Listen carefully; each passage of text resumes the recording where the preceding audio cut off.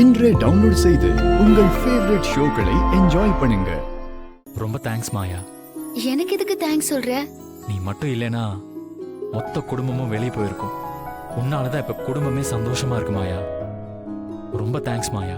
அதான் எனக்கு எதுக்கு தேங்க்ஸ் சொல்றேன்னு கேக்குறேன். இது நம்ம குடும்பம். நான் என்னைக்கும் இதை விட்டு கொடுக்க மாட்டேன். இதுக்கெல்லாம் நானும் என் ஈகோவும் தான் காரணம். நீ கொடுத்த பணத்தை வாங்கி அந்த கடன் அடைச்சிருந்தேன்னா எந்த பிரச்சனையுமே இருந்திருக்காது. மாயா, அந்த பணத்தை கொடு, நான் வாங்கிக்கிறேன். நிஜமாதான் சொல்றியா? ஆமா மாயா, நிஜமாதான் சொல்றேன். அந்த பணத்தை நான் வாங்கிக்கிறேன்.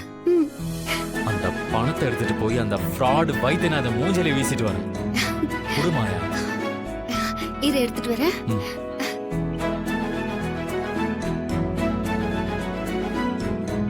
இந்தா. சரி, நான் போய் கொடுத்துட்டு வந்துடுறேன். சரி.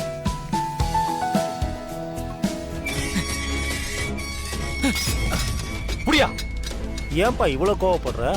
பணத்தை கொடுத்து நீயும் புவனேஸ்வரியும் என்னையும் என் குடும்பத்தையும் பிரிக்கலான்னு பிளான் பண்ணீங்கல்ல, அது ஒரு நாளும் நடக்காது. அன்பாவும் பாசமாவும் ஒற்றுமையாவும் இருக்கிற குடும்பத்தை எதை வச்சும் பிரிக்க முடியாது. அதையும் மீறி ஏதாவது பண்ணி எங்க குடும்பத்தை பிரிக்கணும்னு நினைச்சீங்க, உங்க யாரையும் நான் சும்மா விட மாட்டேன். போய் அந்த புவனேஸ்வரி கிட்ட சொல்லு, அவளுக்கான அழிவு காலம் ஆரம்பிச்சிருச்சுன்னு.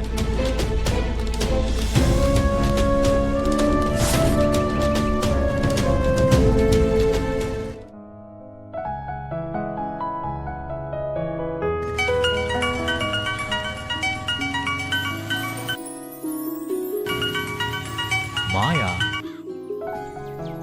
சொல்லு மாயா. சீனு, பணத்தை கொடுத்தாச்சா? கொடுத்துட்டேன். வீட்டுக்கு தான் வந்துட்டு இருக்கேன். சரி, சீக்கிரமா. சரி மாயா.